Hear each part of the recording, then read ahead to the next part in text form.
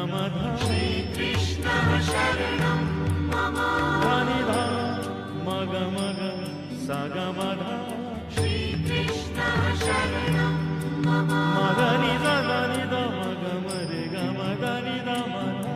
Shri Krishna Sharanam Mama. Madani dha dhani dha maga mare dhani dha ga madha. Shri Krishna Sharanam Mama. Madani dha dhani dha maga mare sa. Shri Krishna Sharanam Mama. Madani dha dhani dha.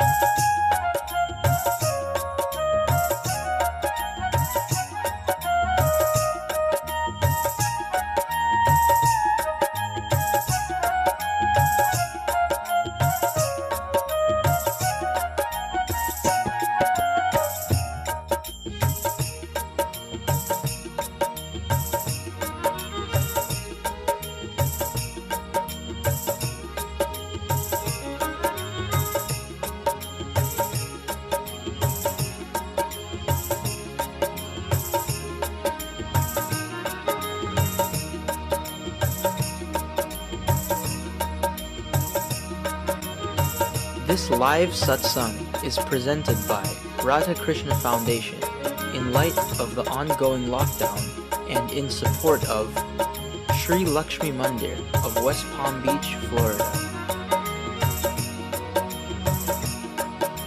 Radha Krishna Dham of number 73 Village, Guyana. Dharma Mandir of London, United Kingdom. And Shiva Mandir Ashram of Leguan Island, Guyana.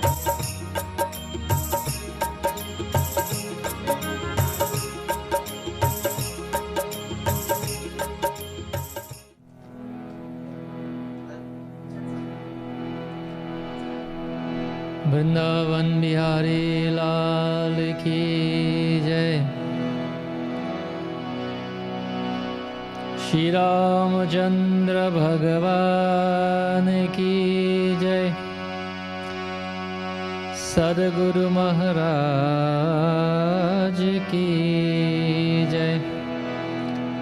Adishakti Durga माता की जय। गुरुर्ब्रह्मा गुरुर्विष्णु गुरु गुरुर्देव महेश्वर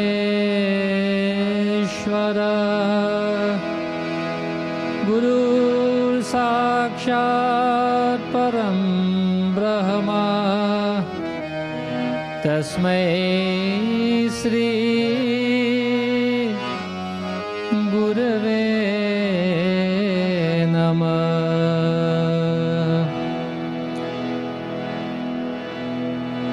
सद्गुरु महाराज की जय।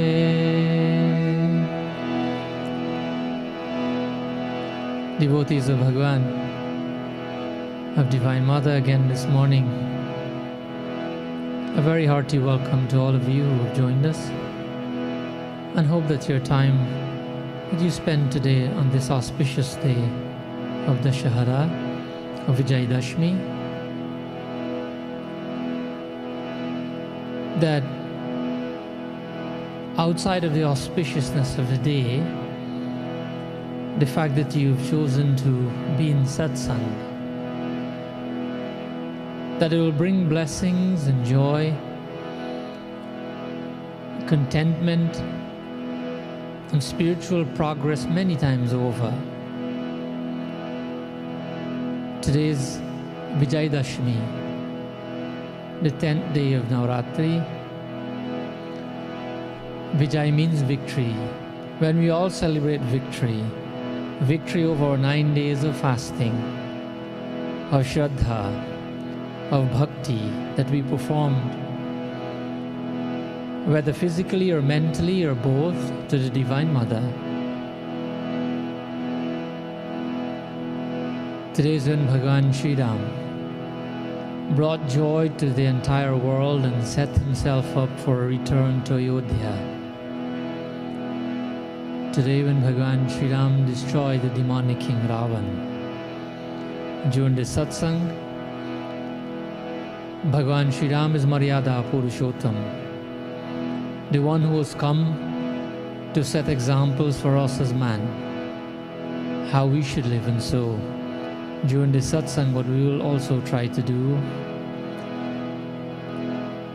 is to continue in the mode of victory that he has set for himself, for Ayodhya, and for the rest of the world, meaning all of us. Let's use this Satsang to climb his Ganesh. He was created to be a protector by the grace of Divine Mother Ambika.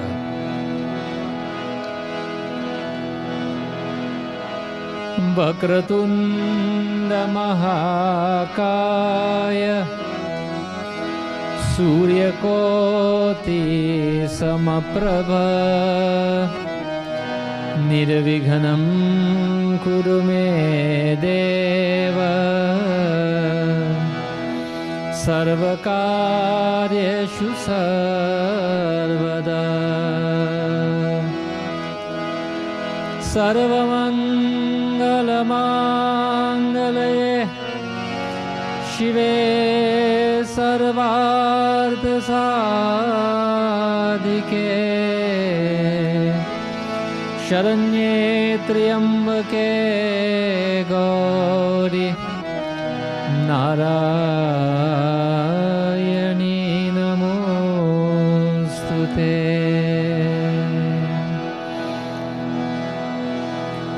Ambikatanaya Gajanana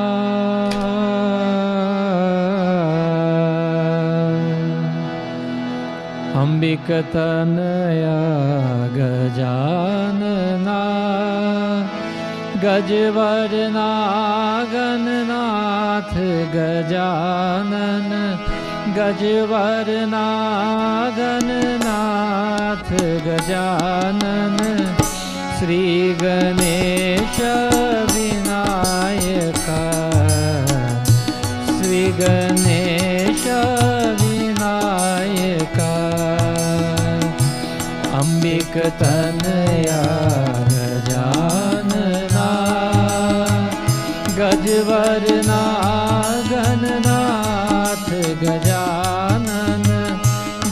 गजवरनागननाथ Gajanan Shri Ganesh Vinayaka Shri Ganesh Vinayaka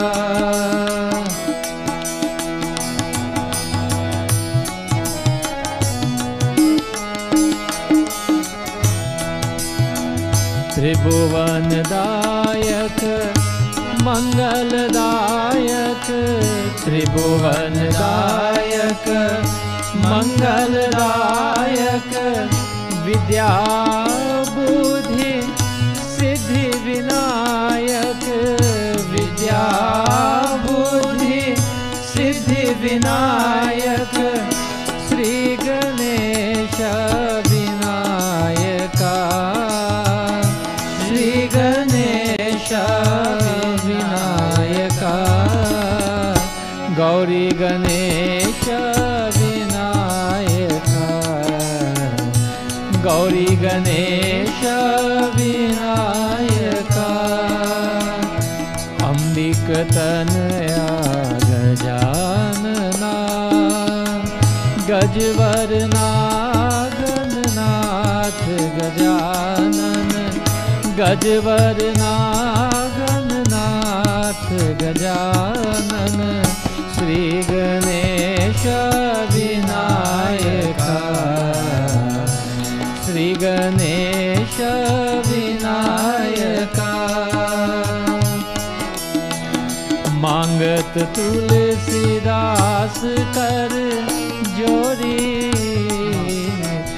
मांगत तुलसीदास कर जोरी बसहु राम सिय मानस मोरी बसहु राम सिय मानस मोरी श्री गणेश विनायका श्री गणेश विनायका गौरी गणेश विनायका गौरी गणेश विनायका अंबिकतनया गजानना गजवरनागननाथ गजानन गजवरनागननाथ गजानन श्री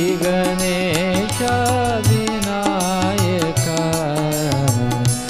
श्री गणेश विनायका गौरी गणेश विनायका गौरी गणेश विनायका गणपति भगवान की जय।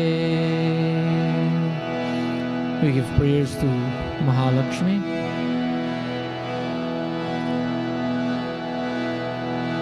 शुभं करोति कल्याणे आरोग्यं धन संपदा शत्रुबुद्धि विनाशाय दीपज्योतिर्नमोस्तुते। जय लक्ष्मी माता मया जय लक्ष्मी माता जय लक्ष्मी माता मया जय लक्ष्मी माता तुमको निश दिन सेवत मैया जी को निश दिन सेवत हरि विष्णु विधाता।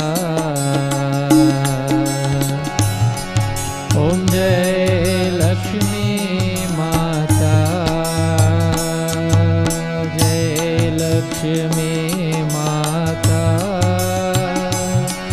मैया जय लक्ष्मी माता मैया जय लक्ष्मी माता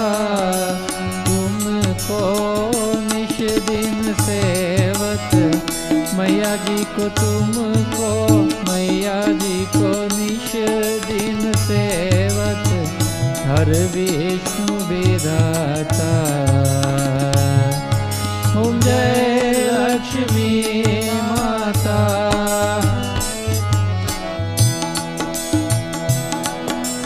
सिद्धि बुद्धि प्रदे देवी, भुक्ति मुक्ति प्रदायिनी, भुक्ति मुक्ति प्रदायिनी, मंत्रमूर्ति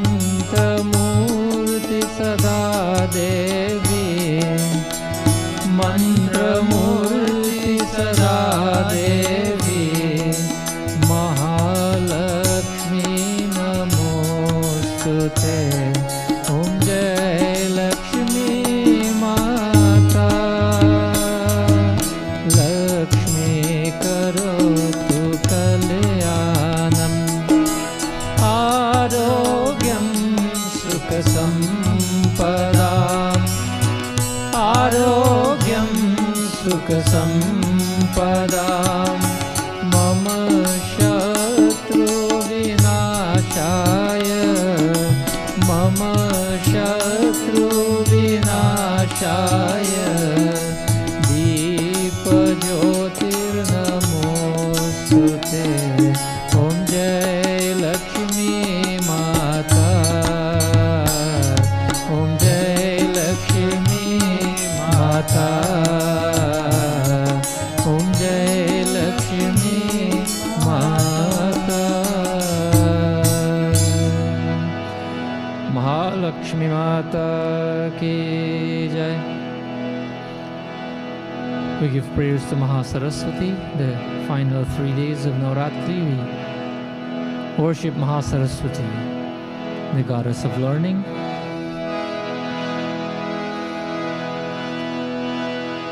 हे शारदे मां, हे शारदे मां,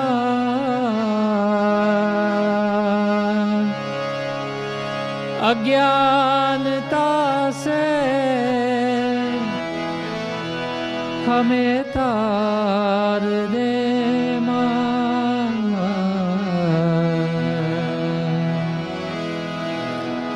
सरस्वती नमस्तुभ्यं वरदे कामरूपिणीं, विद्यारम्भं करिष्यामि, सिद्धिर्भवतु मे सदा।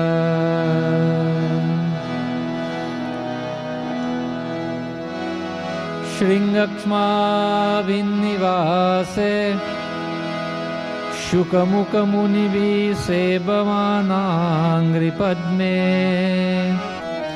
स्वाङ्गक्षाया विदूत मृतकरसुरराधवाहने वाक्सवित्री। शम्भु श्रीनाथमुखया मरवरनिकरैरमोदत पूजमाने, विद्यां शुद्धां च बुद्धिं कमलजदयिते सत्वरं देहि मह्यम्। श्री सरस्वतये नमः। And now to Divine Mother. We've completed our 9 days of fasting. We celebrate Vijayadashmi today. Let's chant a few names of the Divine Mother. It's called this prayer is popularly known as the Devi Suktam. We would not do the entire thing, but a few more popular names of Divine Mother: Shakti, Shanti, Matri, etc. Ya Devi Sarvabhuteshu. Namastasyai means that we reverently bow to the Divine Mother. या देवी सर्वभूतेषु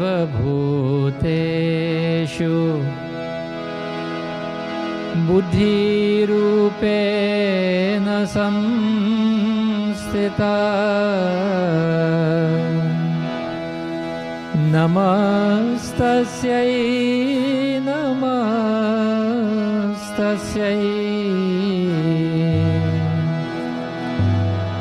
नमस्तस्यै नमो नमः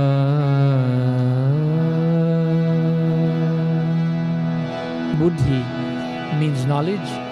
The Divine Mother represents knowledge as Saraswati. We seek her blessing.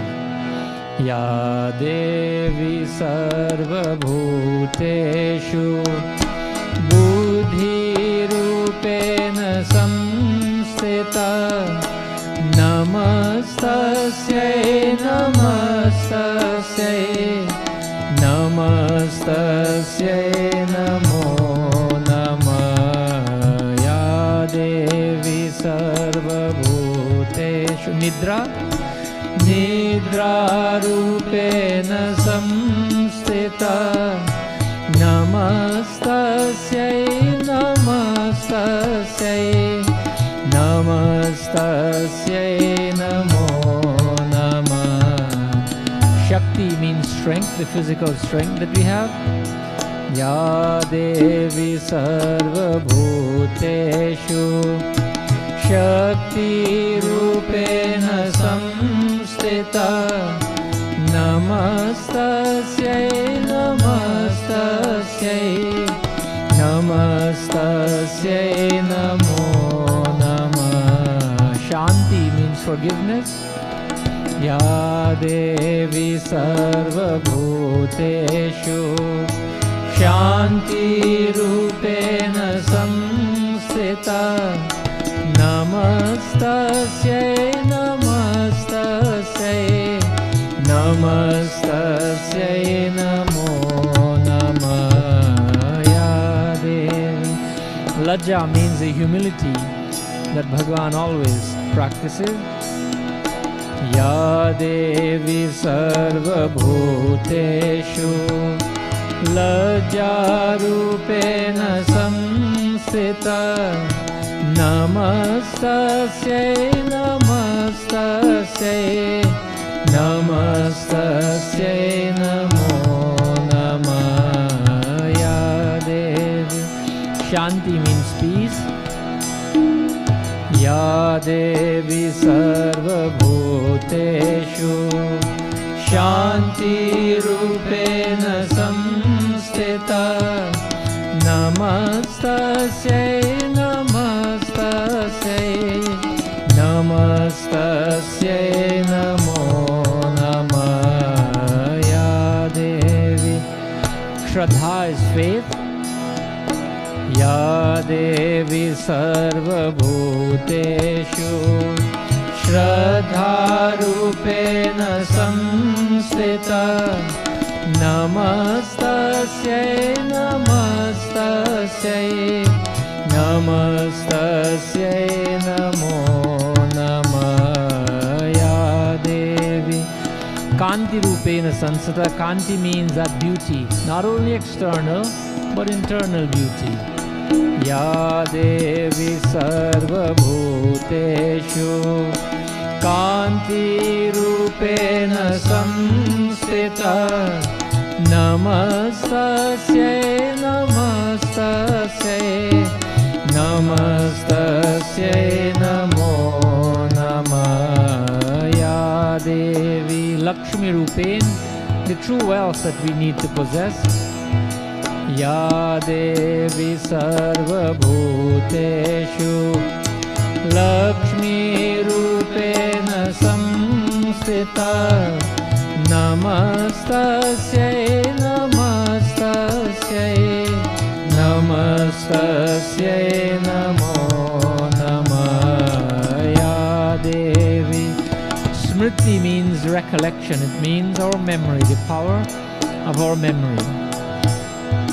Ya Devi Sarva Bhuteshu Smriti Rupena Samstita Namastasya, namastasya, namastasya, namo namaya Devi sarvabhuteshu daya daya rupena samsrita.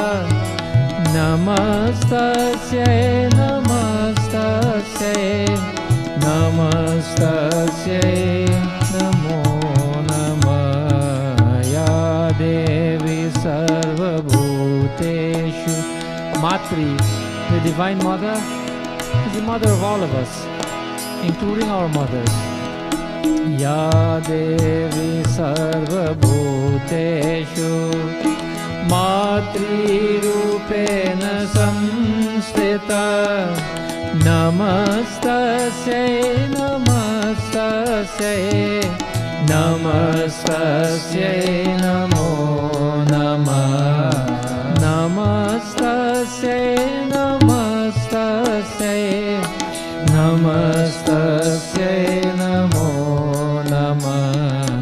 Namastasya, namastasya, namastasya, namo namah. Prem se bolo Adi Shakti Durga Mata ki jai. To Bhagavan Shankar. Manobodhi hamkar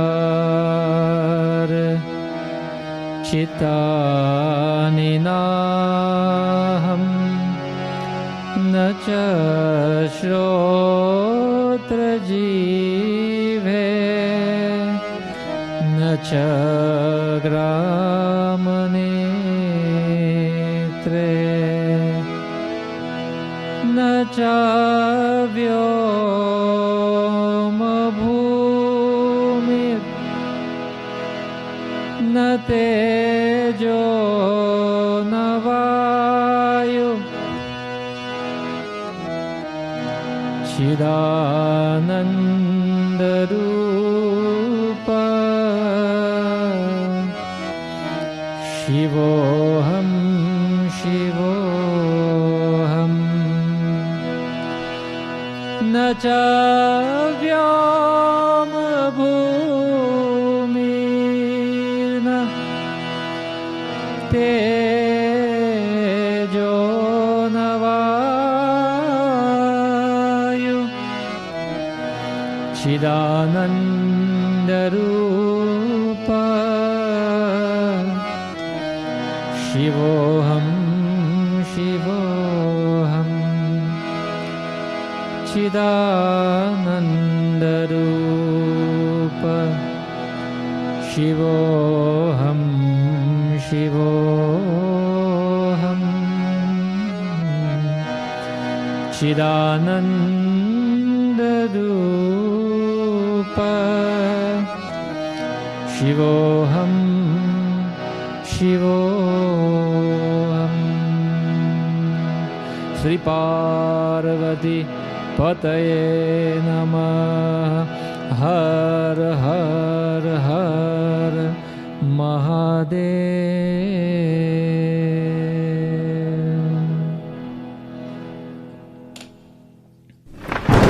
Darkness overcame the city of Ayodhya as Sri Ram was exiled for 14 years. But his exile was not just a mere coincidence. There was a reason for it. At the same time, Mother Earth was burdened with the demonic King Ravan, whose destructive powers are well known.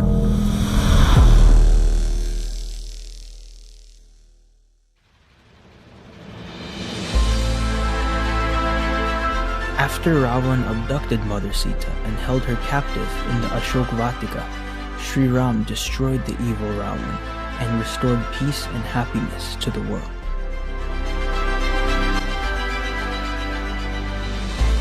"14 long years had finished, and as Sri Ram entered the borders of Ayodhya, there was the greatest celebration.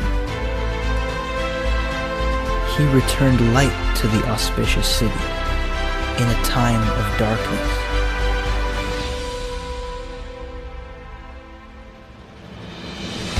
He restored goodness when evil prevailed. He represented courage in a time of fear. The story of Sri Ram reminds us, regardless of what struggles we endure, regardless of how dark times can be, there is always a light at the end of the tunnel. When one door closes, another one opens.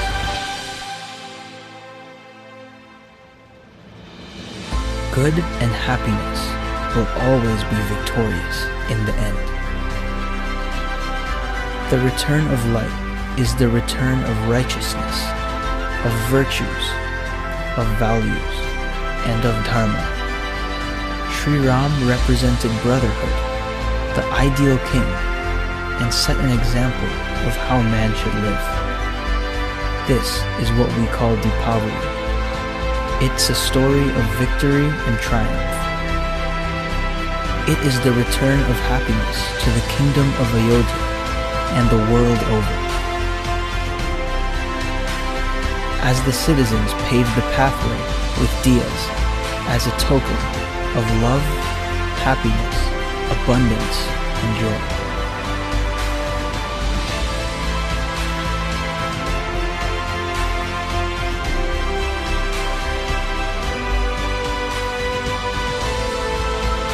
So, what better way to honor Sri Ram's victory and celebrate his return than light up the world with music?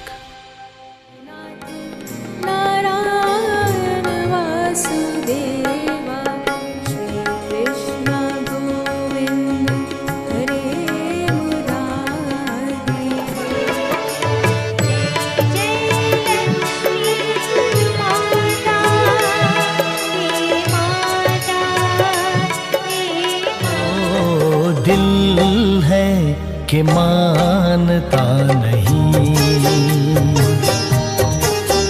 हाँ दिल है कि फूलों से बिखरे शबनम के मोती, फूलों से बिखरे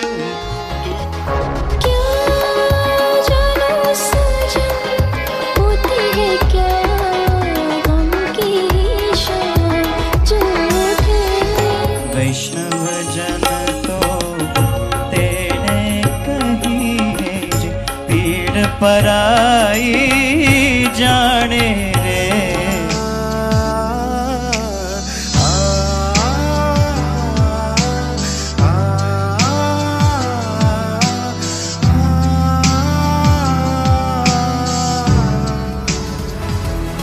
We're excited to bring you a very special collaboration with Shankar Mahadevan Academy.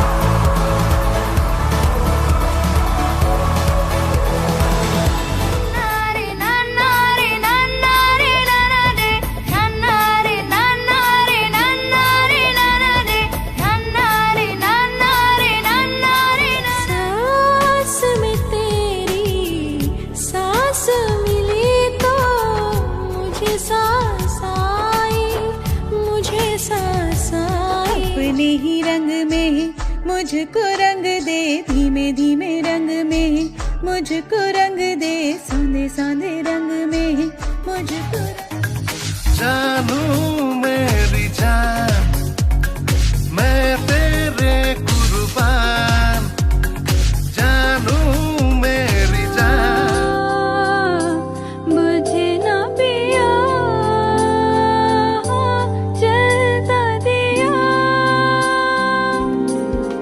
तू जो सोए तो मेरी तरह एक पल को भी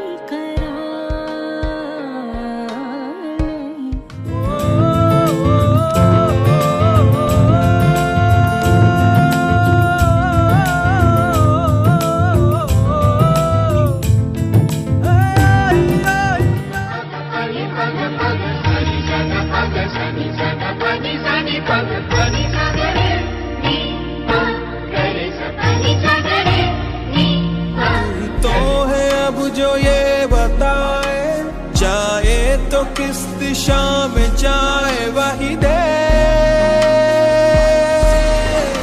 On Friday, November 13th, 2020, at 7 p.m. Eastern Standard Time, live on Facebook and YouTube, at Radha Krishna Foundation.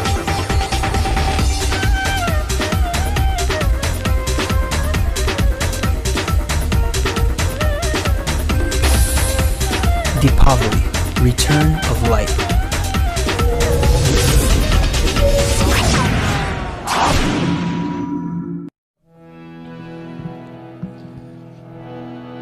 Vrindavan Bihari लाल की जय। श्री रामचंद्र भगवान की जय।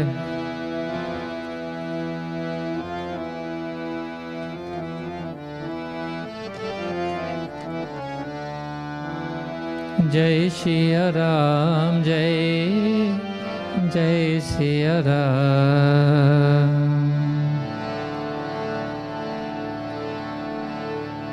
I hope you all enjoy the new ad, the foundation ad.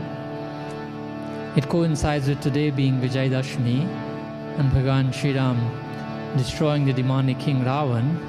But there is a bigger message in there, and it advertises our upcoming Diwali show, Deepavali show. And I'm sure you have observed there's a greater surprise within the ad. The last time this was hosted by Radha Krishna Foundation, and this time we're collaborating with one of the world's biggest music industries, owned and operated by one of the biggest names in playback singing, the legendary Shankar Mahadevanji. Sang in many very popular movies, very popular songs. We've been fortunate to collaborate with him and his organization. Those children you saw in the second half of the ad are his students. They're extremely talented. So please mark your calendars and make a mental note. The show is coming up immediately before Diwali, the day before Diwali. Mark the date.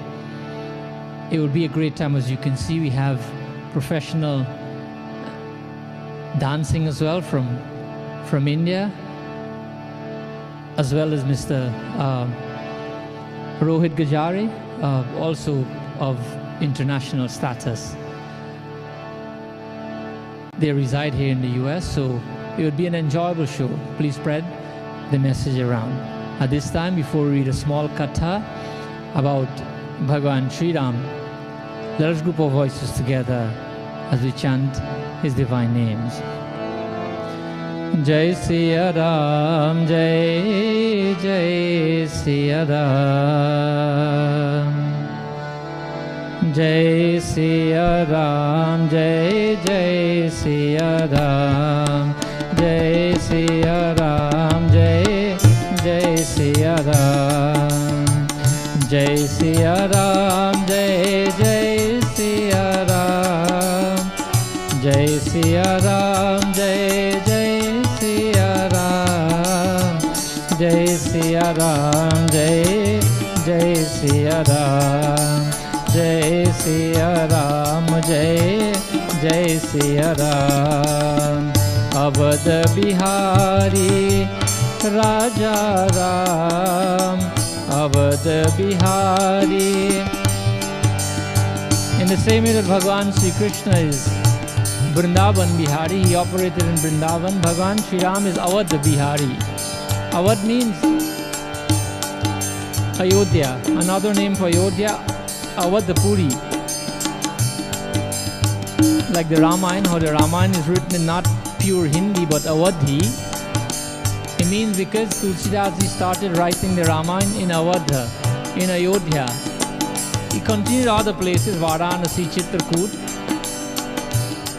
But on Ram Navami, Tulsidas started writing Ramayana in Ayodhya. So Avadh Bihari means the king of Ayodhya.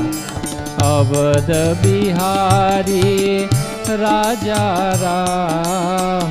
Avadh Bihari Raja Ram. Awadh Bihari राजा राम, अवध बिहारी राजा राम, अवध बिहारी राजा राम। जय सिया राम, जय जय सिया राम, जय सिया राम, जय जय Siya Ram. He's also Markande, he's Maryada Purushottam. He's Purushottam, he's Maryada. He's come to live decorum, to set examples for man, Maryada. Maryada Purushottam Ram. Gaiye. Maryada Purushottam Ram. Maryada Purushottam Ram. मर्यादा पुरुषोत्तम राम, मर्यादा पुरुषोत्तम राम। जय सिया राम, जय जय सिया राम, जय सिया राम, जय जय Siya Ram. He's also dharma pracharak. Pracharak means a preacher, one who not only preaches verbally but lives dharma. So Bhagwan Shri Ram is known as dharma pracharak.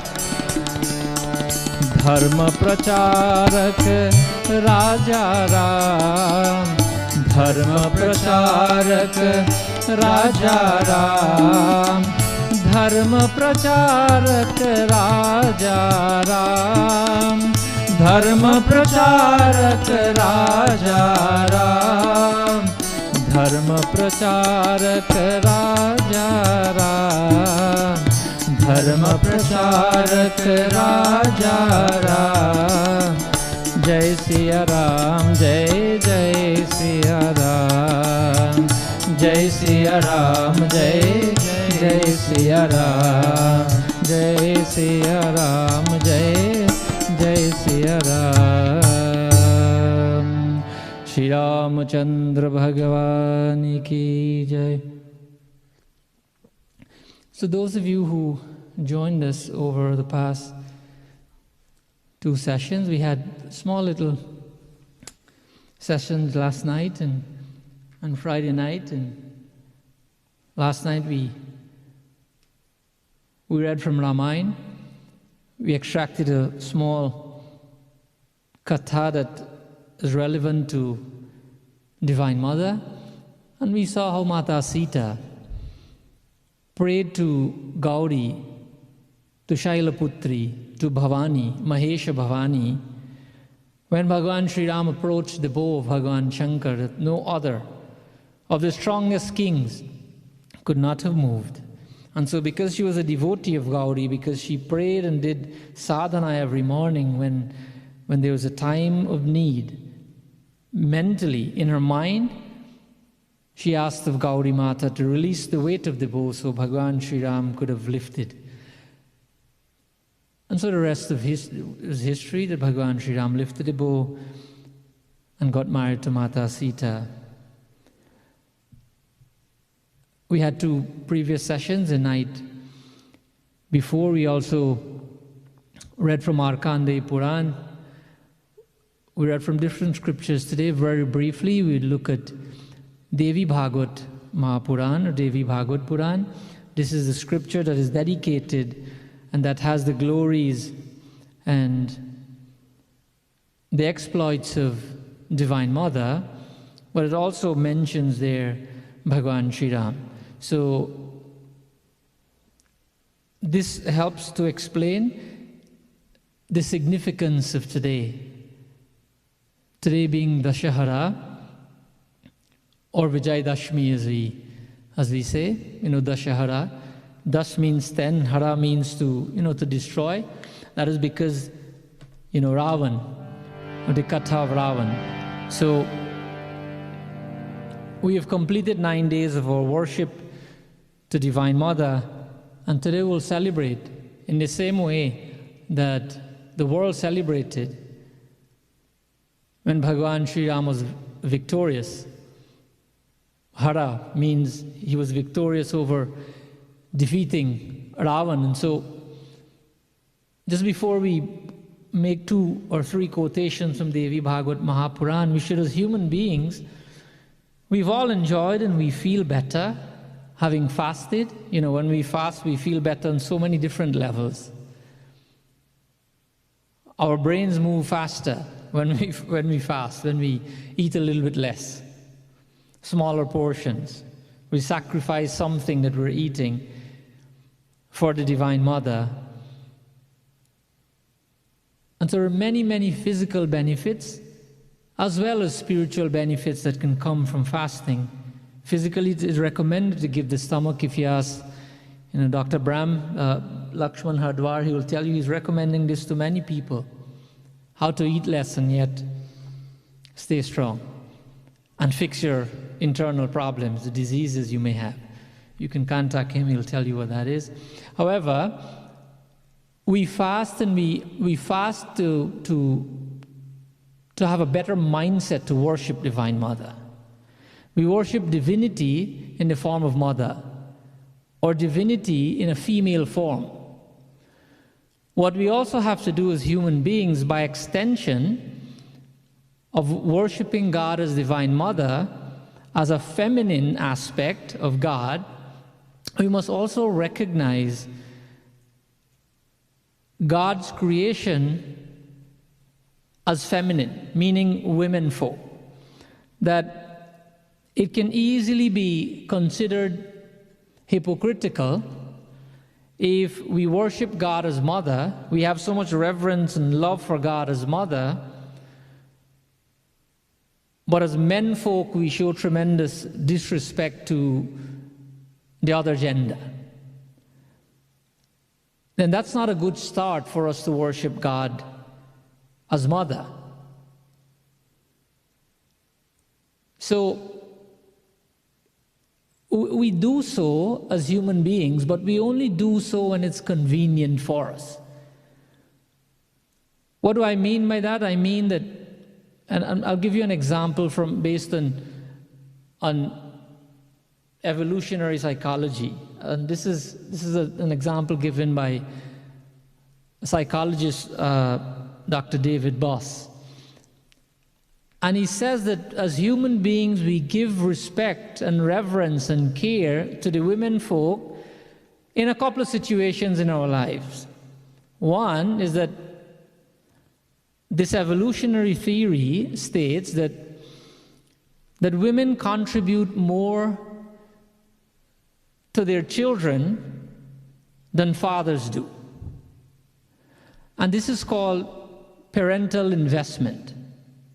But that's something we all know. We probably may not have put it in those words, but the mother is the one who takes care of the child, more times than not. The father takes care of the child 5 minutes a day and then he's tired, he's got to watch TV. The mother's job is full-time, because the women are full-time caregivers of not only the children, but the entire family. And they form a foundational basis of family. And this is based on this theory that I'm telling you about. Secondly, this theory, evolutionary theory, tells us that it also states that because of the benefit that can be had from women folks, from the opposite gender, from female, that families will protect their daughters more than their sons. Now this might sound strange to us, because naturally people protect their sons thinking the son will take on the family name, etc., etc. But when you look closer, you will see how much of a very, very careful, very subtle, very tender protection is given out to the daughter. Why is this? It's called, in psychology, it's called daughter guarding. Guarding the daughter. Why? Because it has been proven scientifically that only a daughter, and not the son necessarily, only a daughter can carry the genes of a family with certainty. And this is 100% guarantee.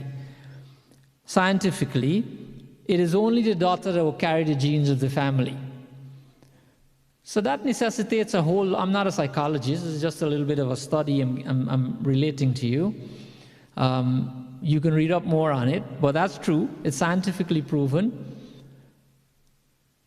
Why? Because while we would have the name of the son will carry on the Sharma name or the Singh's name or the Prasad's name, etc., there's no guarantee.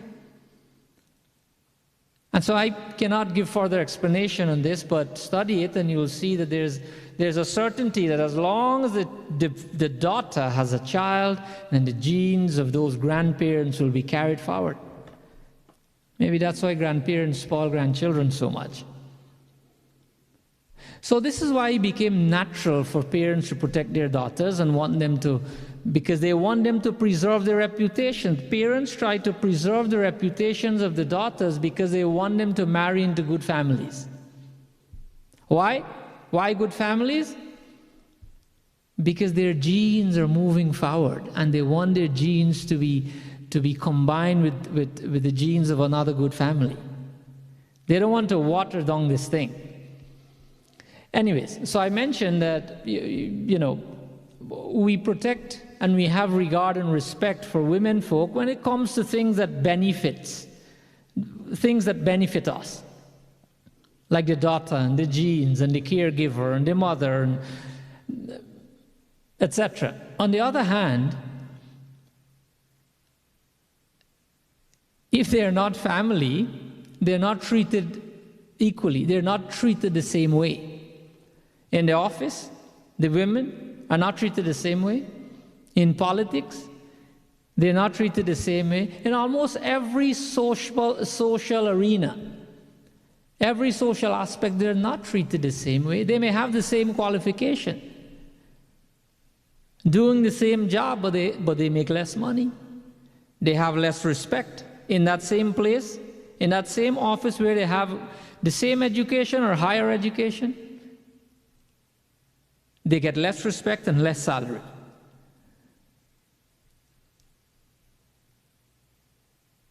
So when it comes to us as people who worship Divine Mother, if there's any society upon the surface of this earth that should lead the charge of proper treatment of women, who do you think it should be?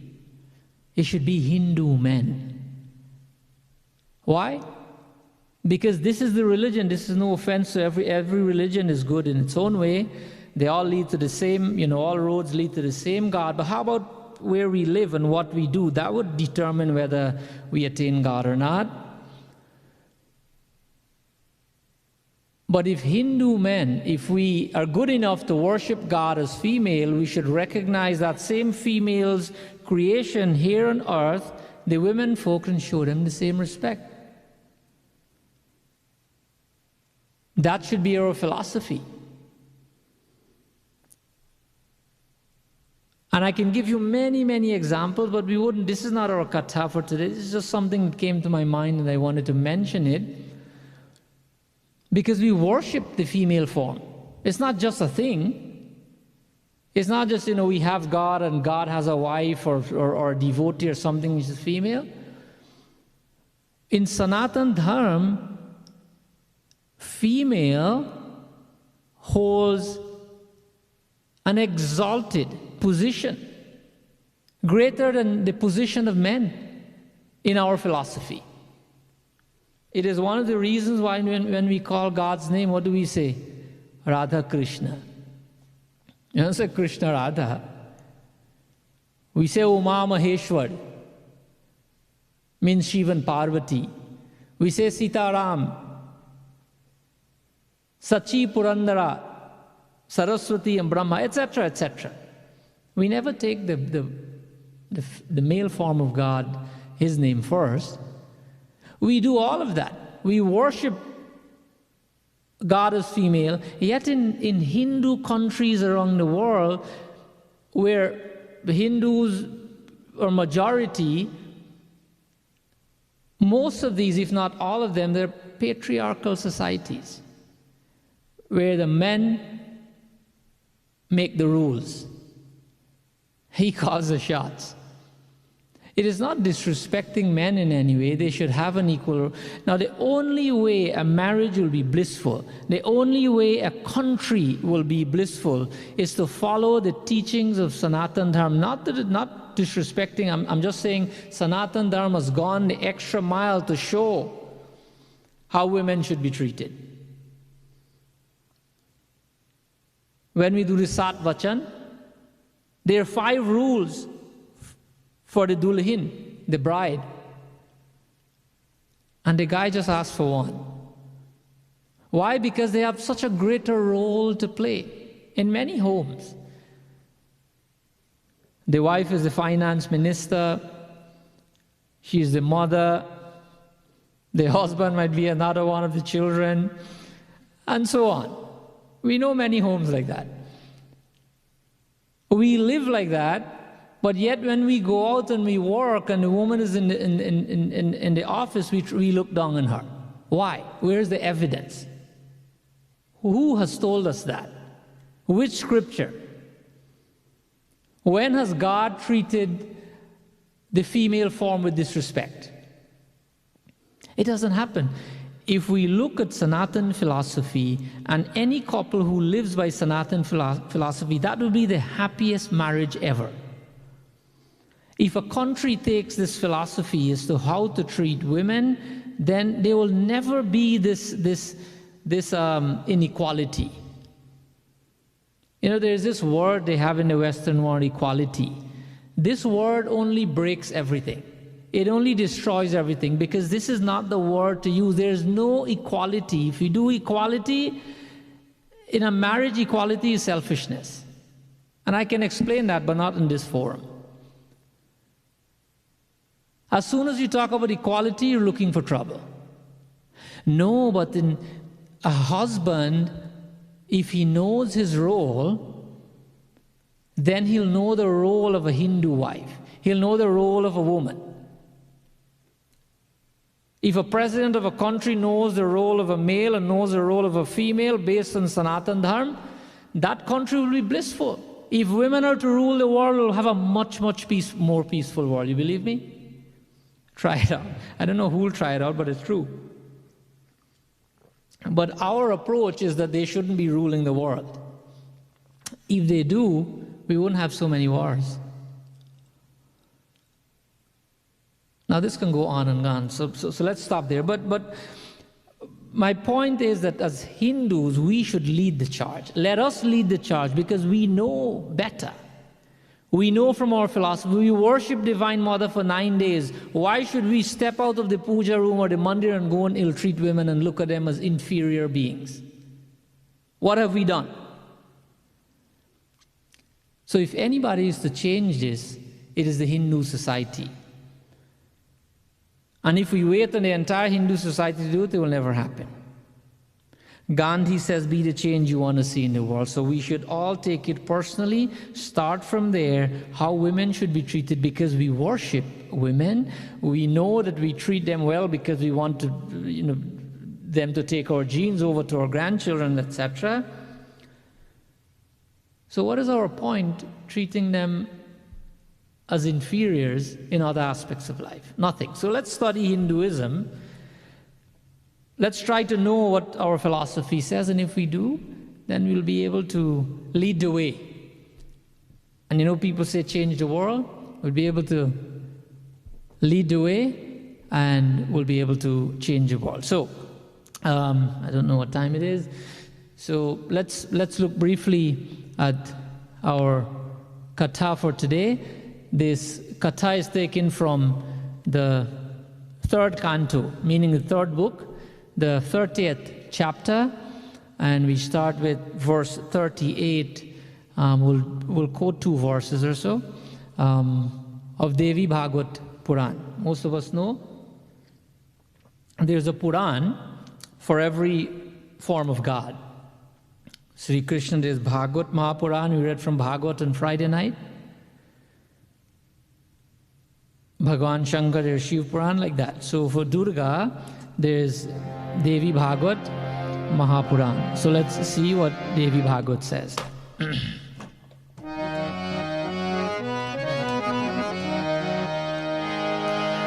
दुर्गति नाशिनी दुर्गा जय जय, काल विनाशिनी दुर्गा जय जय।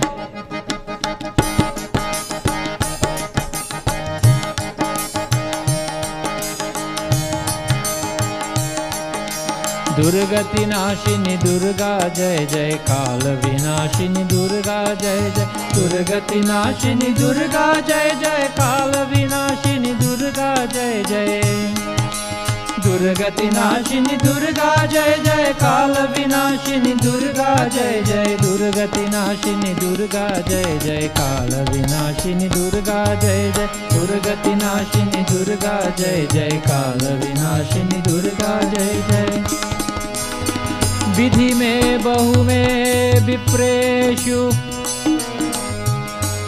व्रतस्यास्य समासतः। करोम्योमैव श्रद्धावाञ्छि, देव्याः पूजनं तथा। दुर्गति नाशिनी दुर्गा जय जय, काल विनाशिनी दुर्गा जय जय। दुर्गति नाशिनी दुर्गा जय जय, काल विनाशिनी दुर्गा जय जय। दुर्गति नाशिनी दुर्गा जय जय, काल विनाशिनी दुर्गा जय।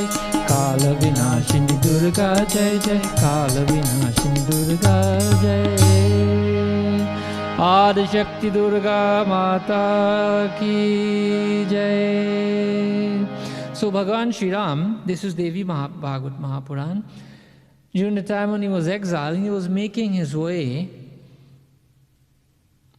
Mata Sita was abducted and Bhagavan Sri Ram is now making his way to the southern side of India. And he's about to engage in a battle with Ravan. Ravan was extremely powerful. So much so that he was ruling the heavens. The heavens meaning not God's abode, the abode of the Devatas, the celestial beings. Ravan had all the Devatas under his control. Philosophy says that he had the Devatas, Surya, Chandra, Mangal, all working, all serving in his palace. He was so powerful that he dictated what the temperature can be. Whatever temperature, like how we set our thermostat, Ravan could have set his thermostat for the entire city. Because he controlled the Devatas also, so powerful he was. Because he got his blessings from Bhagavan Shankar, he misused it, and he defeated the Devatas. Anyways, so Bhagavan is walking towards the south of India, towards the shore where he crossed the ocean, the river to Lanka. And because he's about to go into a war with Ravan, remember, Sri Ram is Bhagavan, but he came upon earth to live at Maryada as man. So he was exercising only 12 elements of divinity. This is why he was not called Purna Avatar. Sri Krishna was called Purna Avatar because he exercised all 16 elements of divinity. So Bhagavan Sri Ram lived as man, so he held back 4 elements, so he doesn't do things that are, like God. He did things like man. So Nauratri realized that Bhagavan Sri Ram has to go into battle with Ravan, and he approached Sri Ram. This verse is telling us that Nauratri came to Bhagavan Sri Ram as he was making his way to the southern side, and he said, "Oh Ram, that you're going into battle with Ravan, that there is something you need to do before you go into battle." And Bhagavan Sri Ram says, "Please, describe to me what is it that you think." Remember, Nauratri is not just we know him as a Swami or whatever we call. Nauratri is an incarnation of God, right? Not in the 10. We know that the 10 main incarnations, Ram, Krishna, Matsya, etc., etc. But in the 24 manifestations of God, enunciated in Bhagavad Mahapuran, one of these 24 is Narad. So Narad knows, and so he came to Sri Ram and said, "Look, you have to perform a fast, and I will explain it to you. The condition for doing this fast is that Vidhi Vidime bahu vipreshu, that you have to perform this fast with absolute sincerity and devotion. Shraddha vanchit, that you have to have 100% faith in this fast that you will be doing. If you do so and you worship and you perform the fast like that, then you'd be victorious in all that you have to do ahead of you. So Bhagavan Sri Ram says that, look, I'm willing to do the fast. What kind of fast are you talking about? Nauratri says, Naturam Pitham kritva samestane sanstapya jagadambikam upavasannaivatam kururam vidatana. Nauratri is explaining to Bhagavan Sri Ram here that, look, you need jagadambikam. You need to worship the Divine Mother for a period of 9 days. You need to do proper fast for 9 days and worship the Divine Mother. Prepare a proper place, what we call a bedi, right? Prepare a place where you perform your worship in the proper manner. Worship the Divine Mother for 9 days, and then things will happen your way. Not only that, but Nauratri also said to Bhagavan Sri Ram, Acharyoham bhavishyami karmanyastin mahipate devakarya vidanartham upasaham praromyaham. So he said to Bhagavan Sri Ram that you have to perform this fast for 9 days, but you also need a priest. You know, like how we have a pandit coming to do the puja, because everything is specific. So Narad said that Acharyoham, that I will be the pandit. Naradji will perform the role of a pandit in this fast. So Bhagwan Sri Ram would be able to perform this fast the way it's supposed to be done, this worship for these 9 days the way it's supposed. So Naradji, now this is Bhagwan performing, the puja as the pandit, but he told Bhagavan Sri Ram, you remember in the last verse, he says, Upavasanaivaha, upavas. We know this word upavas as fasting, right? But that is really a watered down meaning of the word upavas. When Narad explains what upavas is to Bhagavan Sri Ram, of course Bhagavan Sri Ram understands, and we should understand as well. When we fast, another name for it is upavas, but upavas explains what the fasting is, or what the fasting should do for us. Because vas comes from the Sanskrit root verb vas, which means to live. Upa means near. So when we're doing a fast, what is the purpose of the fast? The purpose of the fast, let's take for example, you're eating less or you're not eating food at all. The reason for not eating all the things you're accustomed to eating every day, whether you give up salt, whatever you give up, is because when we eat 3 meals a day, let's say you eat at 12 o'clock, lunch. What happens at 11 or 11:30? You start thinking about lunch. You eat at 5, dinner, you start 4 o'clock. So the mind is preoccupied with what has been cooked today. What would I have for dinner? All you're thinking about is food. When you're doing a fast, then a fast is recommended because we're trying to empty the mind of all the everyday habits and thoughts that we have so the mind can be focused on God. That is the reason for fasting. Fasting is a sacrifice, so not only food, but all the other things we do. Fasting is recommended at a physical, meaning a medical level, and a spiritual level, because it helps the mind, it helps the digestive system. Some people, I told you about, Dr. Hardwar earlier, and so if he put you on a 1 meal a day thing, then what happens? For the first 2-3 days, it will be more difficult. After that, I heard from people that it's so much better because now I don't have to worry about eating. I have more time to work. I have more time to do more things. I don't have to eat breakfast. I don't have to eat lunch. It sounds funny, but it's not. It's true. You can sit at your desk, or you can do so many more things because you're saving 2 hours. You're not thinking about eating. You're eating until this afternoon. So this is the purpose of fast, to clear the mind of all the clutter that is there for the entire year. So upavas here means the reason why we will get closer to God. Up meaning close, vas means to dwell closer to God, is only if the mind is purged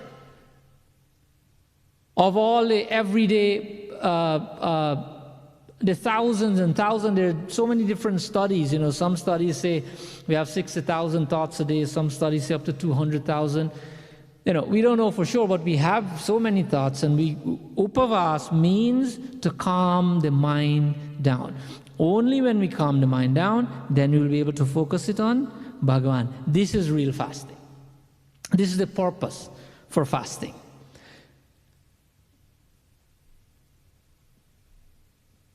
There's an unrelated point when Meghnad, Ravan's son, was to be killed. He could have only been killed by someone who didn't have food for 12 years. Can you believe that? That powerful he was. The only person that qualified for that, not intentionally according to the scriptures, was Lakshman. Because his duty was to take care of his brother. He didn't care anything about food. Scientifically, you can't tell the science community that if someone didn't eat for 12 years. But that is as long as they tested the body. There are enough saints in India. One just recently, Yogananda met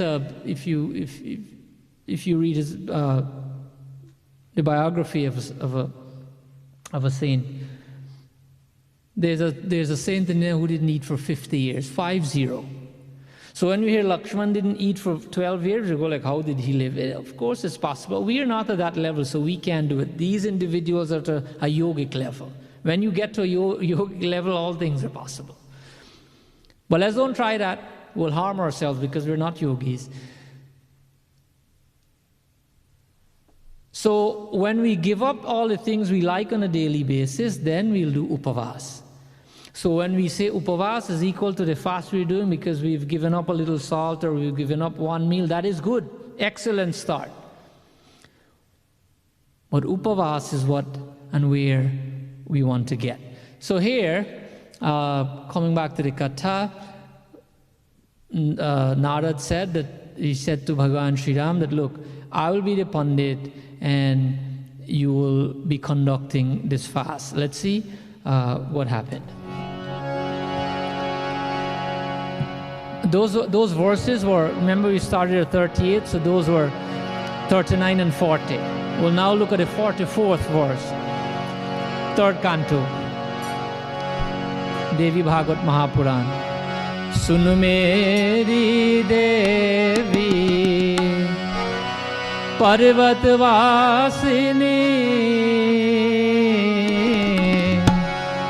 Tera palanhara Maiya meri Tera palanhara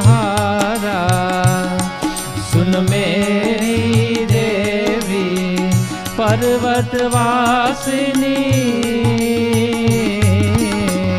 Tera palanhara Maiya meri Tera palanhara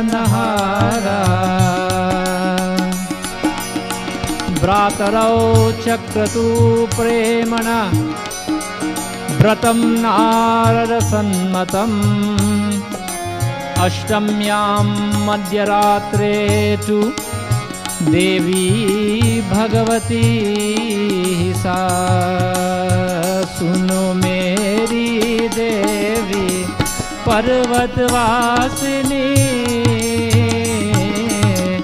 Tera palanhara Maiya meri Tera palanhara Maiya meri Tera palanhara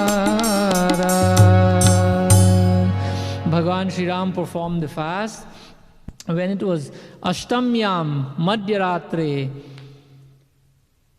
on the 8th day, the 8th day is said to be the most auspicious day. It's called Ashtami Tithi. So Ashtami here means the 8 days, because on that day that Mahakali emanated from the forehead of Durga and destroyed, helped to destroy Mahishasur. Kali, the terrible form of Jagadamba. When things seem not to be going away, difficult things from the lives of our devotees, the terrible form of Durga comes and gets rid of anything, makes the impossible into possible.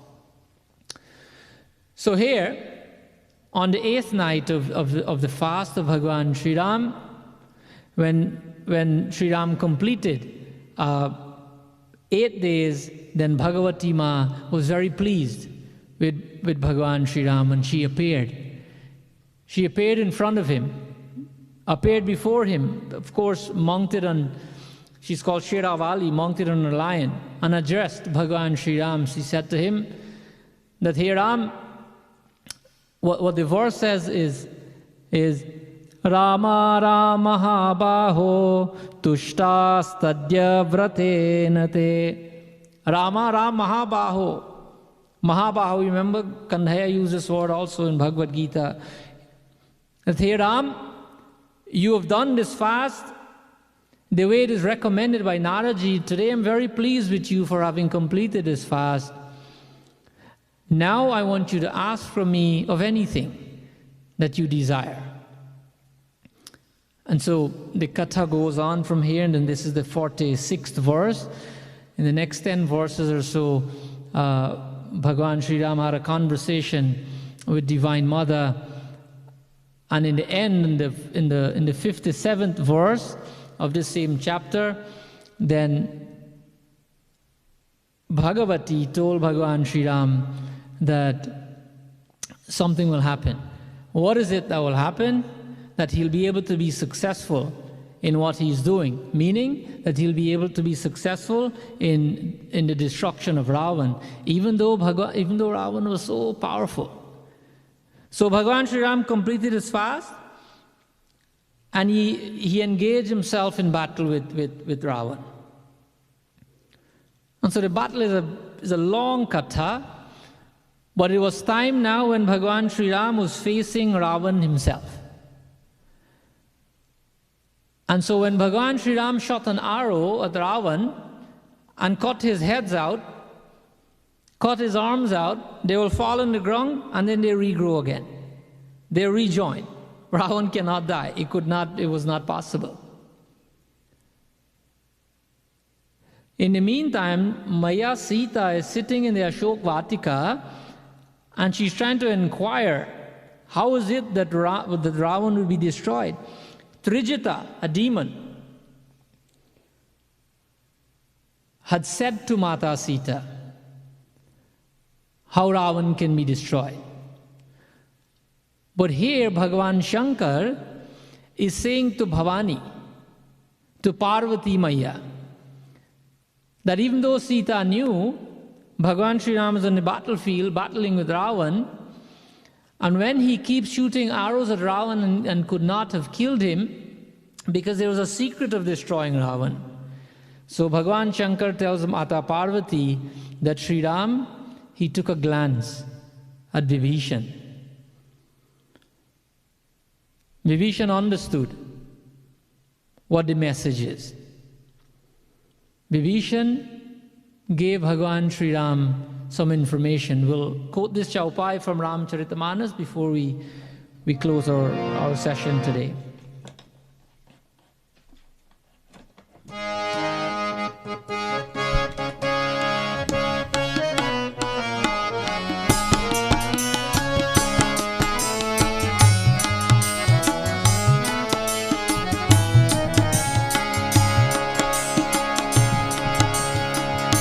कैची सरासन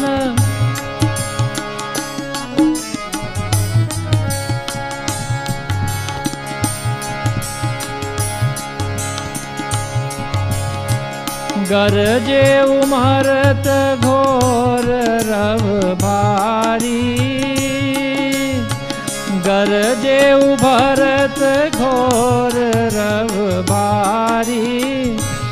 कहा रामो रनहतो पचारे, कहा रामो रनहतो पचारे।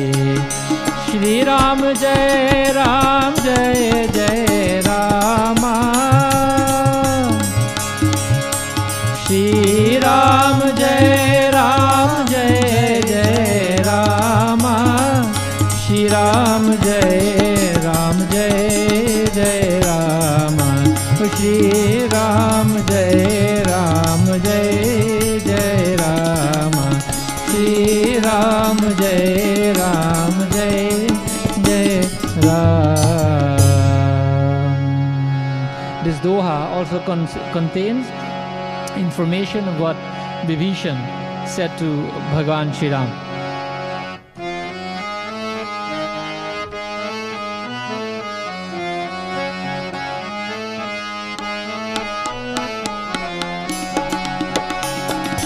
कैची सरासन श्रवण लगी, कैची सरासन श्रवण लगी, छादे sir 31 हो Rama, छादे sir 31। Raghunayak सायक चले, रघुनायक सायक चले, मानव काल पनीर, सियावर रामचंद्र जी की जय शरणम। When Sri Ram looked at Vibhishan, it was for a reason. Shankar Bhagavan is telling Parvati, the reason why he looked is to provide Vibhishan an opportunity. An opportunity to do what? To exhibit his loyalty to divinity. Now Vibhishan had a choice. You can exhibit, you can express your loyalty to divinity, or you can express it to DNA. You know DNA? Meaning, you can choose between Bhagavan or relatives. You can choose between dharma and adharma, like the Kauravas and the Pandavas. You can choose between right and wrong. You can choose between your infinite future or suffering in this life. This is the opportunity that Bhagavan Sri Ram provided Vibhishan. Speak, Vibhishan. He's not asking him, he's just looking at him. Why? Because Vibhishan is the brother of Ravan. He's from a demon family, but he was a devotee. This was the ultimate test. Are you a devotee? Are you going to look out for Bhagavan and Bhagavan's works, or would you stick to family who are doing the wrong things? And this is something we struggle with every day in our lives. To make these decisions in life. We're faced with them so often. It causes us to start thinking with our emotions. Because someone is close to us, a dear friend, a relative. And so we make decisions based on emotions and not the intellect, not the divinity within us, but mere emotions. Even though we know more times than not, we know that this decision, following this person, enabling this person, supporting this person, doing the wrong thing is not only bad for him, but it's bad for me. It is detrimental to my future because we are an infinite being. No one dies.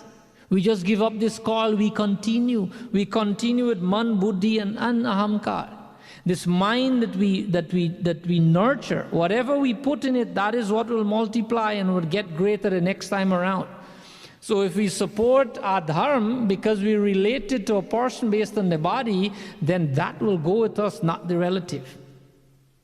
How many of us don't know the song? Everybody does. Oh, we came alone, we go alone. But we don't operate like that. We just say the words. So we have to make a decision based on intellect or divinity as against DNA. And so this is the opportunity that Bhagavan Sri Ram provided to Vibhishan. And of course, we know the Katha, Vibhishan sees this moment. He knew what is good for him. He experienced Bhagavan Sri Ram. He experienced his brother who literally kicked him out of the palace. His mind was not hung up there anymore, but he was enjoying the nectar of being in company with Sri Ram. And he said to Bhagavan Sri Ram that, my Lord, Ravan can only be killed if you keep chopping his hands and his heads out, he'll never die. That there is nectar that resides in his navel. And as long as that is punctured and the nectar escapes, that is the only way Ravan can be destroyed. Bhagavan Sri Ram looked at Vibhishan and he smiled. Why? Because he knew that, but he provided an opportunity to Vibhishan. Trijita, like I said, had already said this to Sita Maya. So there's a little lesson here as we close our katha for today, that we don't have to follow what everyone else does. We don't have to follow, we don't have to come under peer pressure, we don't have to live by the opinion of others. But we should be anchored within the boundaries of our own value system. Vibhishan's value system was to do that which is right. He believed in righteousness. That is why he lived in Lanka, but he was a devotee, because he went with what his core values were. When you do so, you'll be successful. There's a beautiful quote that says, a person who has the courage of his convictions is always a successful person. And so Vibhishan followed his convictions. He had the courage to execute them. And what happened? He became the king. He became the king of Lanka. So the Chaupai tells us that Bhagavan Sri Ram, the Chaupai tells us 31. Bhagavan Sri Ram loaded 31 arrows on his bow, and he released them all at the same time. And they flew like serpents, the serpents of death. Of course, there were serpents of death for Ravan. The 31 arrows went and they cut his 10 heads out, his 20 arms out, and the 31st arrow went straight into his navel, got rid of the nectar, and Ravan suffered. Again, while dying, his heads are gone, his arms are gone. But Ravan was so powerful that he could have spoken. And he says, Kaha Ramo Rana Hata Upachari, that where is this Ram? You know how many times did we not say, if you squeeze a lemon, what comes out? Only lemon juice, right? Nothing else would come out. If a male squeezes it, if a female squeezes it, you squeeze it early in the morning, late at night, if you hold it upside down, sideways, whatever you do. If you squeeze a lemon, only lemon comes out. What is in Ravan, that is what was coming out. The hate. Even though he doesn't have a mouth and can't speak anymore, the hate is flowing and emanating from all his pores, and so powerful that it's making a sound. That where is this Ram? I want to engage him in battle and destroy him. Because that is how he lived. You live by the sword, you die by it. Ravan lived with his hate for not just man, for God. And even though he didn't have mouth, he was saying, where is Ram? This happens when we nourish bad thoughts. They become ingrained in our very being.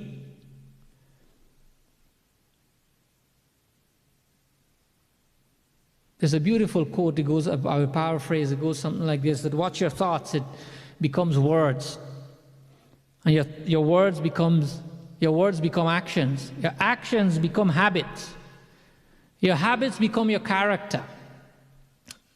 Your character becomes your destiny.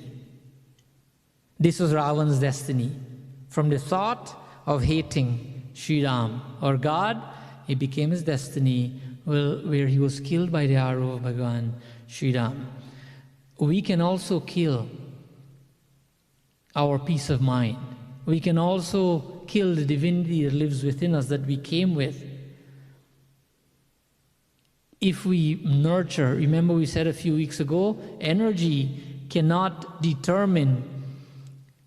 differentiate between good and bad thoughts. In the same way that water cannot differentiate between plants and weed, It will nurture both in the same way. Wherever you put energy, it will grow and it will become stronger and ever stronger. If you put your mind and your thoughts on hate, on that which is adharmic, it will grow and become, the mind will continue to evolve and evolve and evolve. And when we come again next time in the human body, we wouldn't understand what's happening in our lives. No fault of ours. Hey Bhagwan, what bad have I done? Purva janma kritam karma tadadaivam miti kathyate. The actions we perform in this life form destiny in the next life. So let us be careful, Bhaiya. This is not a warning. This is information for us as Hindus. Let us take a lesson from Ravan. Don't nurture these thoughts, because if we do, they will inevitably harm us. Bhagavan Sri Ram destroyed Ravan on this 10th day of Nauratri on Vijay Dashmi. That is what is called, why it's called Dashahara, destroying the 10 heads of Ravan. That's why today, if you still in India, they will make effigies of Ravan and Kumbhakaran and Meghnad and so on. They will stack it up with explosives, and then they light it up today. That's the way they celebrate the Dashahara. They celebrate the destruction of Ravan. So I hope and pray that this little katha would serve to help to celebrate Dashahara, Vijay Dashmi, the victory of our 9 days of fasting. I hope and pray that your prayers and your sadhana and your fasting, everything that you have done, that you will not give it up today, but you will try to continue at some level, try to get closer and closer to God. Remember upavas. Whatever you have to do upavas. Upavas doesn't mean stay away from food. Upavas meaning control the mind in whatever way you see necessary. Control the mind and let it reside closer to Bhagavan. Before we do our meditation today, let us focus our minds on Bhagavan Sri Ram as we chant the Ram Stuti. This is a popular prayer of Bhagavan Sri Ram. Let us group our voices together. I think you should have some help with the lyrics, so please group your voices together. This is glorifying Bhagavan Sri Ram today when he is very victorious in killing Ravan, not for himself, but for all of us, so that we can learn lessons and dharma could have been re-established. Let us give praise to Bhagavan Sri Ram. Ramo Rajamani Sada Vijayate Ramam Ramesham Bhaje Ramena Bihata Nisha Charachamo Ramaya Tasmai Namah Ramanastapaраyanam Parataram Ramasya dasosmyaham Rame Chittalaya Sada Bhavatu Me Bhuramudhara Shri Ram, Shri Ram, Shri Ramchandra Kripal Bhajman Haran Bhav Bhayadarunam Navkanjalocan Kanja Mukhkar Kanja Pad Kanjarunam Shri Ramchandra Kripal Bhajman Haran Bhav Bhayadarunam Kandarpayaganit Amit Chavinav Neel Neeraj Sundaram Patpit Manahu Tarit Ruchi Suchi Naumi Janaka Sutavaram Shri Ramchandra Kripalu Bhajman Haran Bhav भज दीन बंधु दिनेश दानव दैत्य वंचनि कंदनम रघुनंद आनंद कंद कौशल चंद दशरथ नंदनम श्री रामचंद्र कृपालु भजमन हरण भव भय दारुणम सिरमुकुट कुंडल तिलक चारु उदारु अंग विभूषणम आजानु भुज शर चाप घर संग्राम जीत कर दूषणम श्री रामचंद्र कृपालु भजमन हरण भव भय दारुणम इति बदित तुलसीदास शंकर शेष मुनि मनरंजनम इति बदित तुलसीदास शंकर शेष मुनि मनरंजनम मम हृदय कंज निवास कुरु कामादिखल दल गंजनम श्री रामचंद्र कृपालु भजमन हरण भव भय दारुणम नवकंज लोचन कंज मुख कर कंज पद कंजारुणम श्री रामचंद्र कृपालु भजमन हरण भव भय दारुणम Shri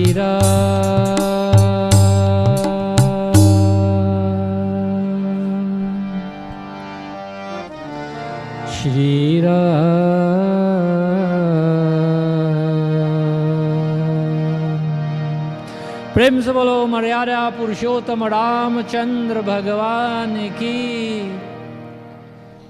Devotees of Bhagavan, before we close our session today, can we please take a few more minutes? This would be the most important thing that we can do today for ourselves, for the upliftment and the progression of our soul spiritually. Let us try to close our eyes and sit straight, sit with the back straight, with the neck straight. If we're sitting on a chair, let's try to keep our feet on the ground. Let's take a deep breath in.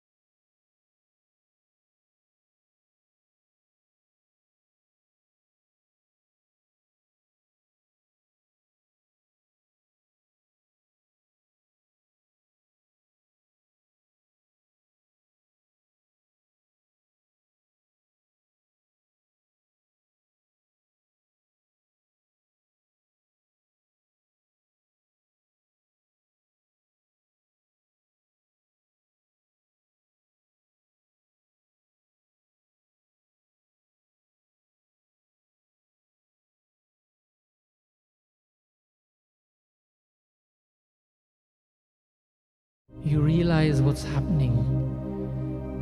All your relatives are blowing the shank, the ghanti, throwing flower petals, singing Sri Ramachandra, Jai Ram, Sri Ram, Jai Jai Ram. You're excited. You're welcoming Sri Ram. You're leading them into your home, an unbelievable experience. The Lord who has destroyed Ravan has come to visit me at my home. You had taken the most special silken cloth that you have. You spread it on your sofa because you want Sri Ram to sit there. You've asked him to sit with Sita Maya, Lakshman and Hanumanji. You're looking at him, O Master of the universe, O Master of unlimited universes. You are my eternal Sambandhi. You alone are my eternal relative. Tvameva sarvam mama deva deva. You are my everything. You have a thali in your hand and you're waving Aarti arang Bhagavan Shri Ram, arang Ram Parivar. You're playing instruments. You're gazing at his beauty. You're showering flower petals. You don't know what else to say or to do. You want to ensure that Bhagavan is blessing every part of your home, so you asked him, Dear Lord, can I take you around my humble home so that the dust of your lotus feet can touch every part of my house? So after today, this home will be a mandir, and the dust of your feet will forever live, not only in this house but in my heart. You give him a tour. You took him to every corner. You're thanking him for the opportunity. You say, Hey Nath, you're always seated in my heart. But please visit this little temple that I have. I have a special part of my home that is dedicated to you. It's called my altar, my puja room. You take Bhagavan Sri Ram. Ram Parivar is walking to your little altar. He sees his murti there, the murti of Ram Parivar. He sees himself in his later avatar as Krishna. He sees himself in all his various avatars. Customarily, you would light a little diya in your altar every day. You've given Sri Ram your box of matches. And you say, Dear Lord, do kindle this light for me in my altar. Do kindle this little lamp so that every day when I take these matches and I light, I will see your divine hands. I will imagine that you have ignited this fire. I will know that this fire represents you. Bhagavan Sri Ram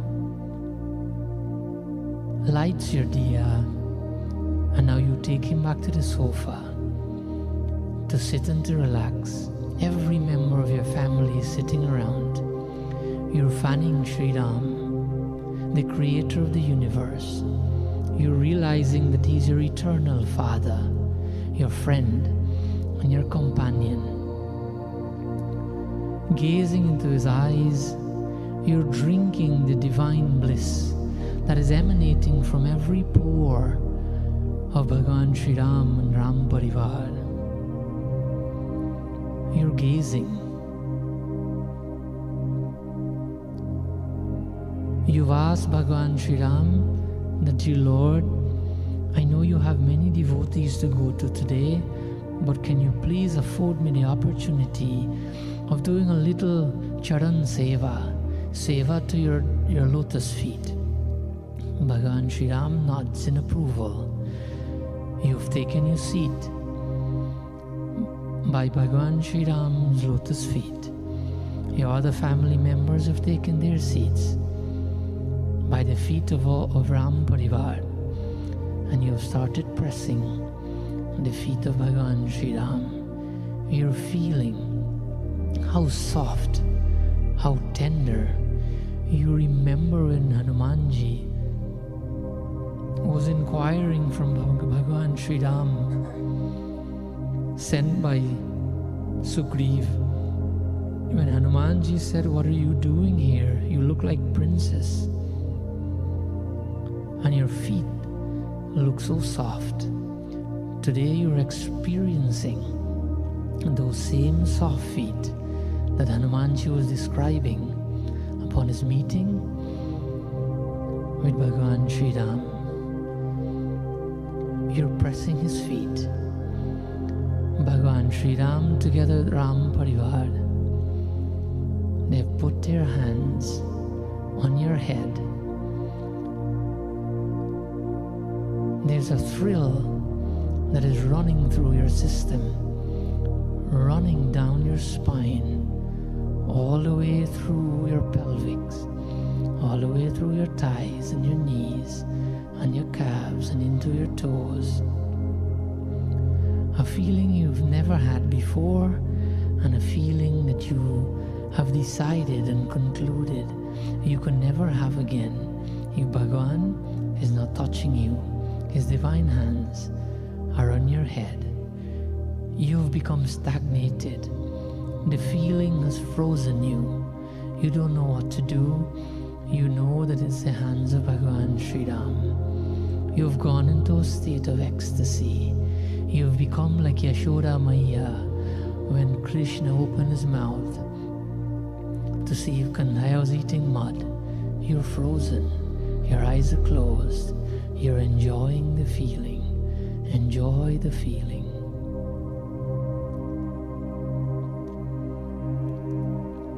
It took you a long time to regain your consciousness of normalcy. Bhagavan Sri Ram wasn't there.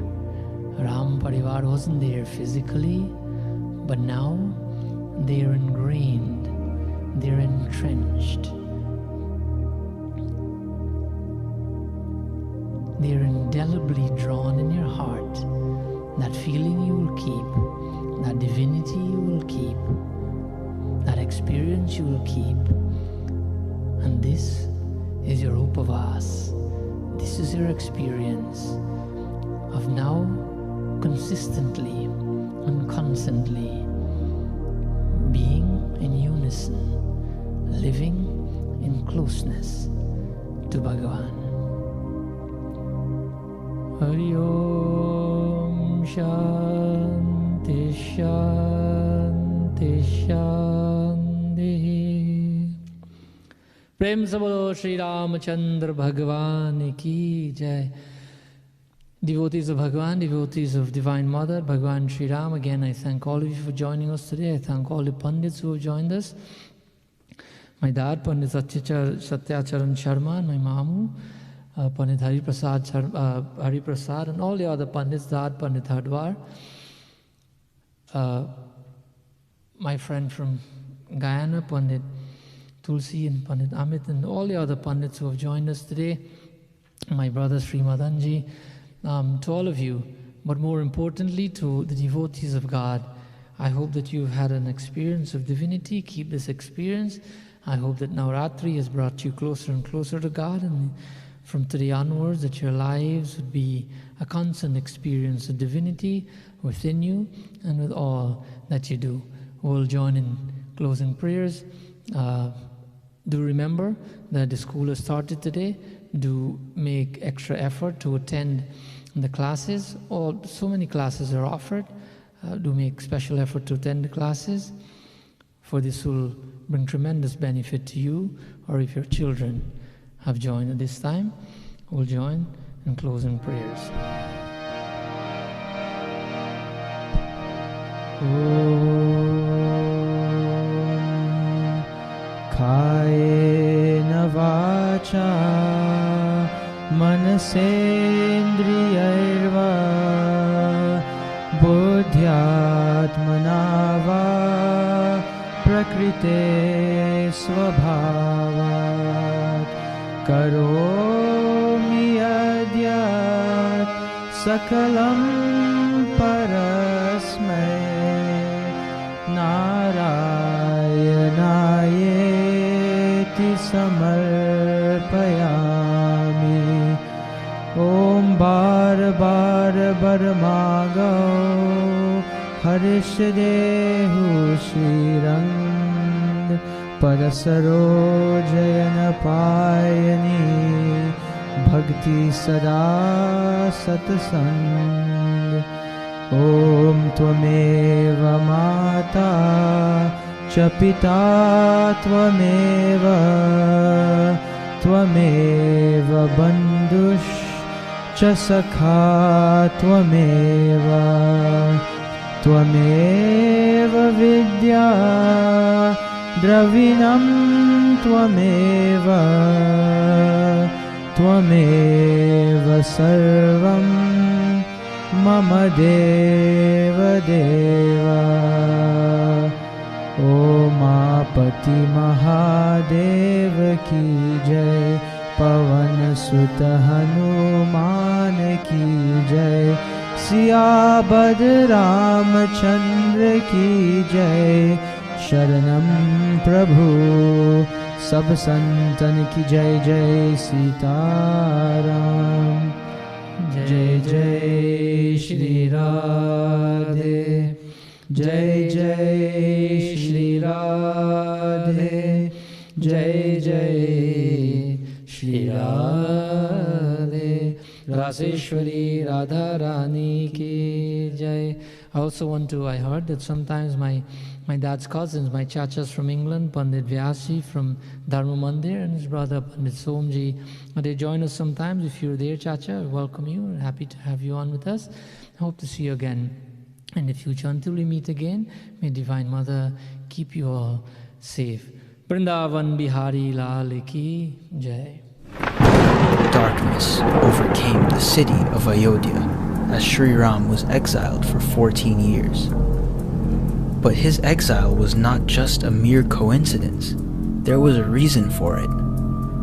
At the same time, Mother Earth was burdened with the demonic King Ravan, whose destructive powers are well known.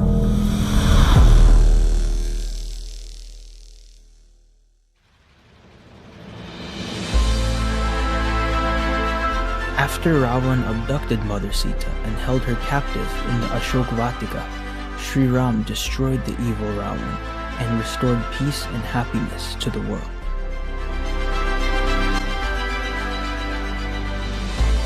14 long years had finished, and as Sri Ram entered the borders of Ayodhya, there was the greatest celebration. He returned light to the auspicious city in a time of darkness.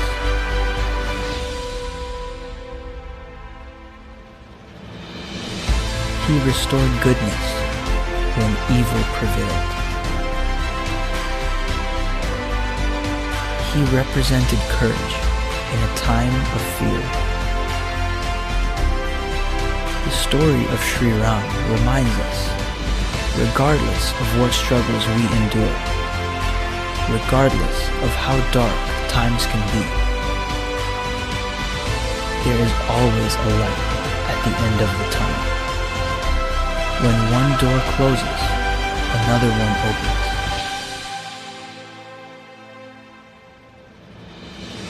Good and happiness will always be victorious in the end. The return of light is the return of righteousness, of virtues, of values, and of dharma. Sri Ram represented brotherhood, the ideal king, and set an example of how man should live. This is what we call Deepavali. It's a story of victory and triumph. It is the return of happiness to the kingdom of Ayodhya and the world over. as the citizens paved the pathway with diyas as a token of love, happiness, abundance, and joy.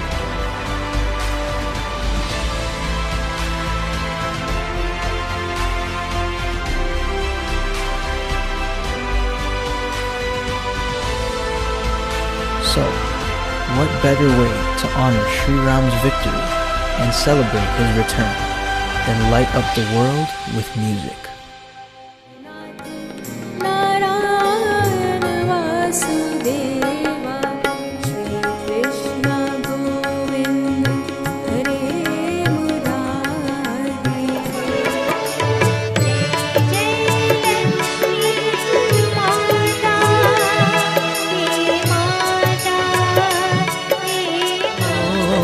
दिल है कि मानता नहीं,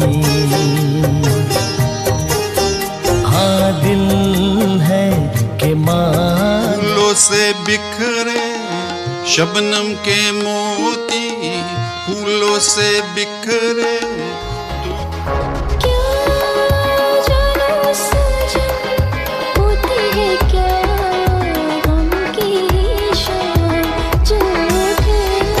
वैष्णव जन तो तेरे कहिए जी, पीड़ पराई जाने रे।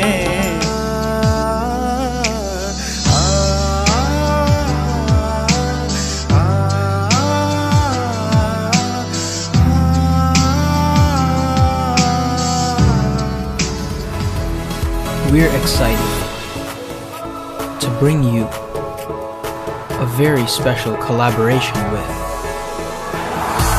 Shankar Mahadevan Academy.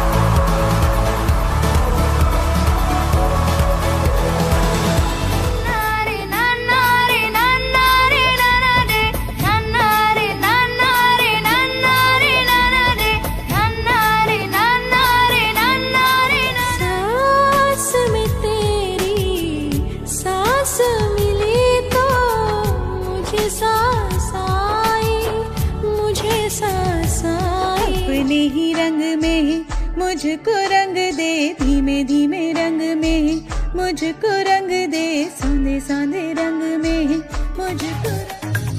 जानू मेरी जान, मैं तेरे कुर्बान, जानू मेरी जान। मुझे ना पिया जलता दिया, तू जो सोए तो मेरी तरह एक पल को भी करार नहीं।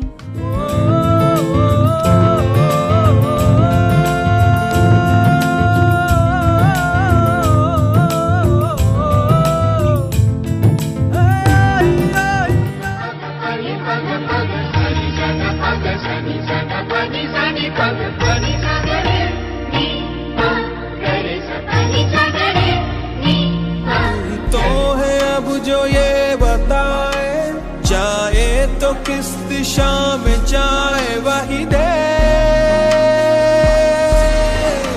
On Friday, November 13th, 2020, at 7 p.m. Eastern Standard Time, live on Facebook and YouTube at Radha Krishna Foundation.